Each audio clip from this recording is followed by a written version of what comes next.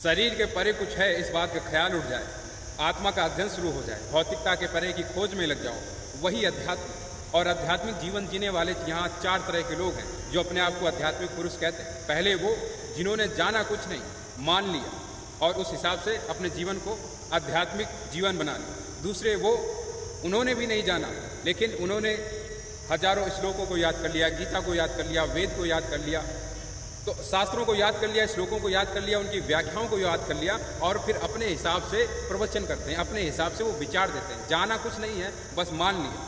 तो ये 2 तरह के ऐसे लोग हैं, जैसे कोई गीदड़ शेर की खाल पहन ले और उसे ये ख्याल पैदा हो जाए कि वह शेर हो चुका है। एक ऐसे इनके जीवन है। इनके जीवन में यदि थोड़ी बहुत मुसीबत हो जाए तो इनके सारे बदलाव वास्तविकता की चपेट में आ जाते हैं, सारी बदलाव जो है खत्म हो जाते हैं और वास्तविकता दिखने लगती है। तीसरी तरह का आध्यात्मिक पुरुष ईमानदार है, सत्यनिष्ठ है, लेकिन गुरु ठीक नहीं मिला या मिल भी गया तो यहाँ गुरु 3 तरह के होते हैं। पहला जो पाखंडी है, मक्कार है, ढोंगी, वह होने का दावा कर रहा है लेकिन है नहीं, तो उसकी बात करना व्यर्थ है। दूसरे गुरु वो हैं जो ईमानदार हैं लेकिन वह भी भ्रम में। और भ्रम में क्यों है? क्योंकि आत्मा शरीर के जस्ट पहले माया शरीर, सिर्फ भौतिक जगत में माया नहीं है, अंदर भी एक माया शरीर है और उस माया शरीर में पहुंचकर हर आध्यात्मिक पुरुष को लगता है कि उसने आत्मा को जान लिया, सब जान लिया, और वहीं से वो लौट आते हैं। जो 100 व्यक्ति आध्यात्मिक पुरुष होने का दावा करते हैं, गुरु होने का दावा करते हैं, उनमें से 99 व्यक्ति आत्मा शरीर तक नहीं पहुंचते हैं, बल्कि माया शरीर तक पहुंचकर वापस लौट आते हैं और अपना सिखाना दूसरों को शुरू कर देते हैं। तो वह वास्तविक नहीं है, आत्मा को उपलब्ध नहीं है, आत्मज्ञान को उपलब्ध नहीं है, परमात्मा को उपलब्ध नहीं है, वह भ्रम में है कि वह उपलब्ध हो चुके हैं। ईमानदार हैं, मैं कह रहा हूँ ईमानदार हैं, लेकिन वह आत्मज्ञान को उपलब्ध नहीं, माया शरीर से होकर लौट आए। तीसरे वो गुरु होते हैं जो आत्मज्ञान को वास्तव में उपलब्ध है, परमात्मा को उपलब्ध है। तो ऐसे गुरु की पास यदि कोई पुरुष चला जाए आध्यात्मिकता के लिए, अपनी खोज के लिए, तो उसे 90 दिन का समय लगता है और 90 दिन में वह अपने आप को जान सकता है। अंतिम जो समय होगा वह 90 दिन। इसके अलावा आपको रुकना है, ठहरना है तो रुकिए, लेकिन इसके बाद आपको समय नहीं देना पड़ता। तो जो पहले या दूसरे गुरु के चक्कर में पड़ गया, वह संन्यास के नाम पर और खोज के नाम पर सिवाय गुलामी के कुछ नहीं पाता। तो 90 दिन से ज़्यादा किसी भी गुरु के पास मत रुकिए। यदि आप स्पष्ट हैं, ईमानदार हैं और सत्य के प्यासे हैं तो 90 दिन उस गुरु के पास रुकिए, और अगर कुछ उपलब्ध नहीं हो रहा तो उस गुरु को छोड़ दीजिए, किसी और गुरु की तलाश में निकलिए। चौथे जो आध्यात्मिक पुरुष हैं, उनका कोई भी गुरु नहीं होता, कोई भी किसी भी व्यक्ति को अपना गुरु नहीं बनाते हैं। अभी तो संपूर्ण अस्तित्व को अपना गुरु मान लेते हैं, गुरु बना लेते हैं और अपनी खोज में लग जाते हैं। सर्वाधिक जो आत्मा को उपलब्ध हुए व्यक्ति हैं, आत्मज्ञान को उपलब्ध हुए व्यक्ति हैं, उनका गुरु नहीं रहा। गुरु के साथ भी उपलब्ध हुए हैं लोग, लेकिन उनकी संख्या ना के बराबर है, उनकी संख्या बहुत कम है। लेकिन जिनका कोई गुरु नहीं रहा, वो सर्वाधिक आत्मा को उपलब्ध हुए हैं, परमात्मा को उपलब्ध हुए हैं, आत्मज्ञान को उपलब्ध हुए हैं।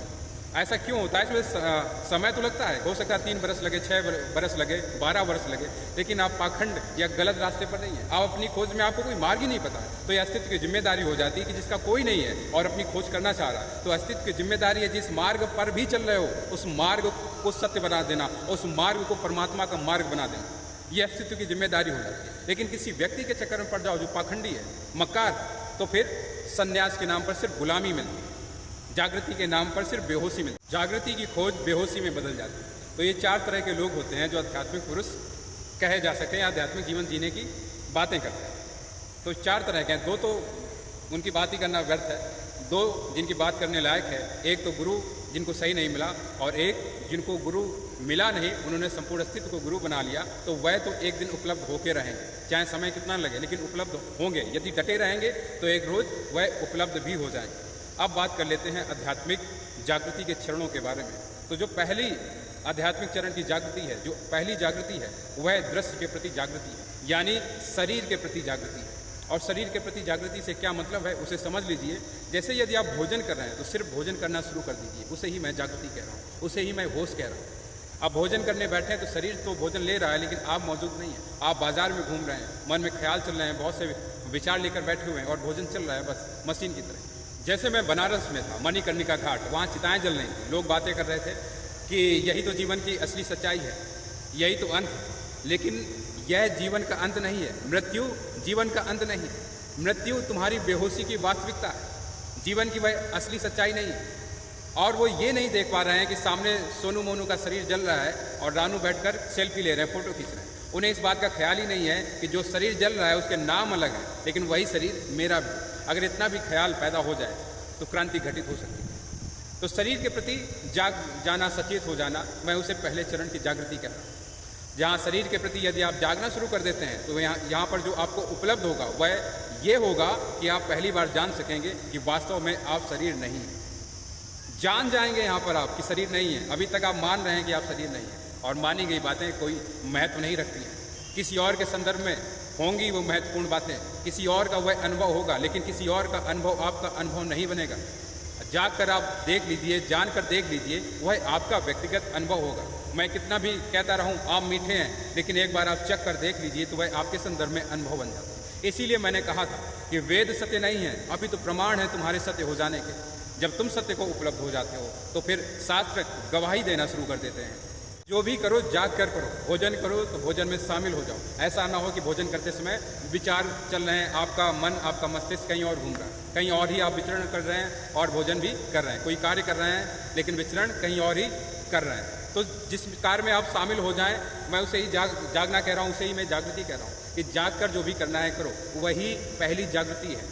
शरीर के प्रति जागृति यानी दृश्य के प्रति जागृति, यहाँ जो आपको उपलब्ध होगा कि आप शरीर नहीं है, तो फिर क्या है, इसके लिए फिर अध्यात्म की दूसरे चरण की जागृति शुरू होती है, जहाँ आपको ये पता चलता है कि आप शरीर नहीं, वास्तव में एक आत्मा है।